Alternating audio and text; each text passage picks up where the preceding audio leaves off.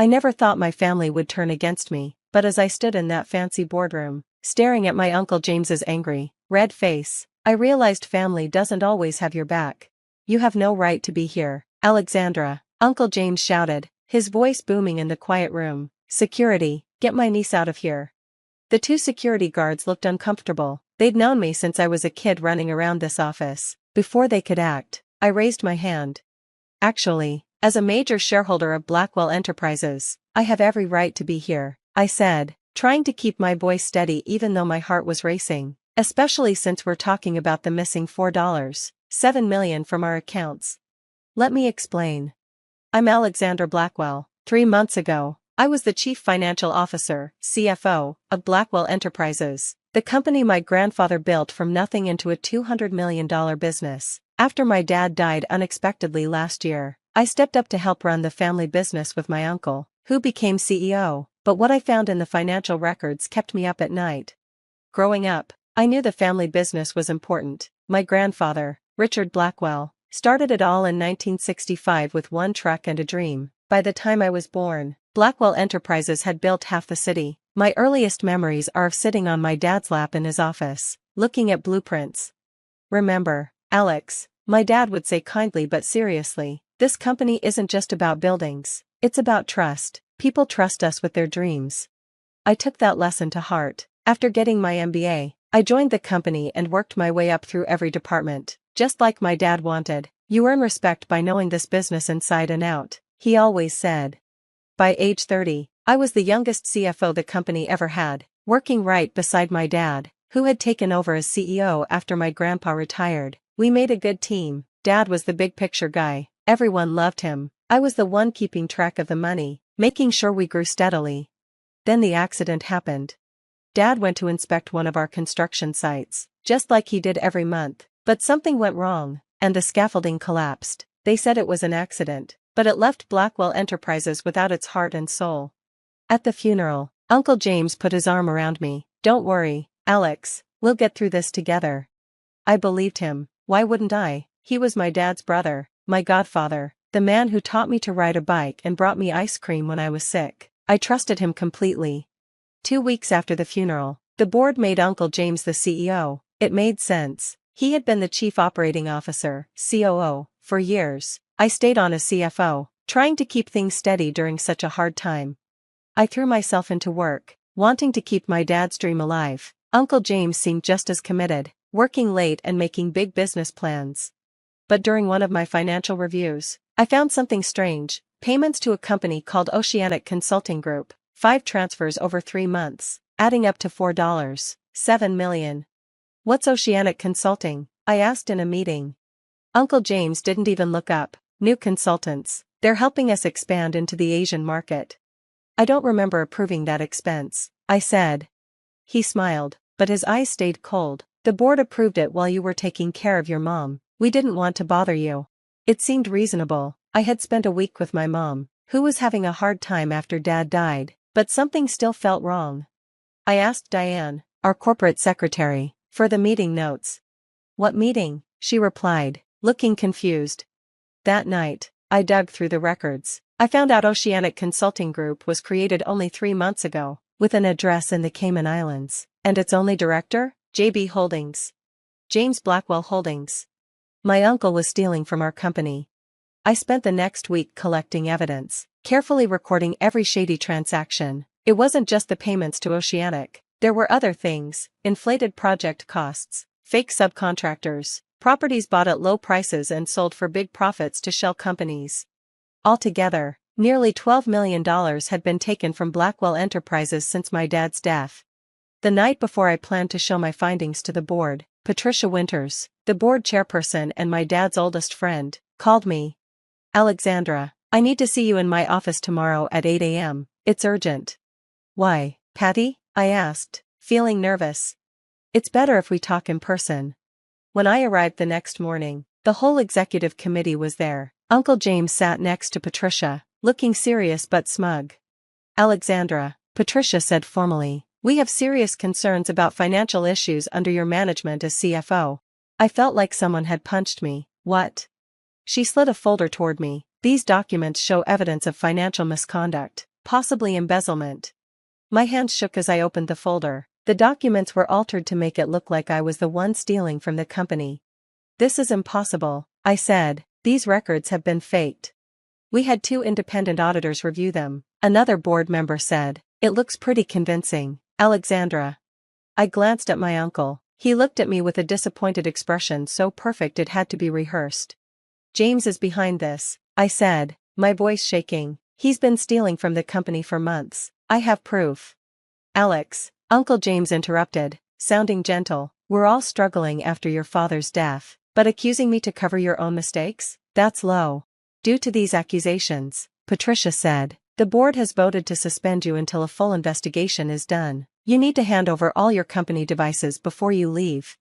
I looked at the board members, people who had known me my entire life, but none of them stood up for me, except Gerald Thompson, my dad's old friend, who looked thoughtful but said nothing.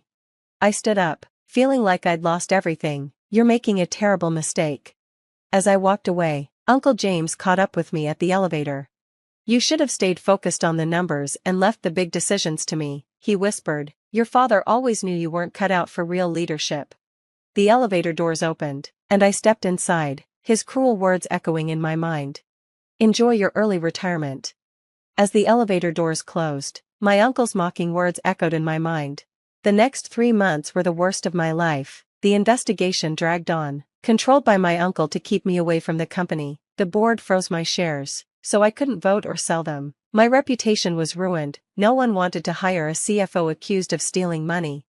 But I didn't give up. I still had friends at Blackwell Enterprises, people loyal to my father and suspicious of how quickly my uncle turned against me. They helped me gather evidence, piece by piece.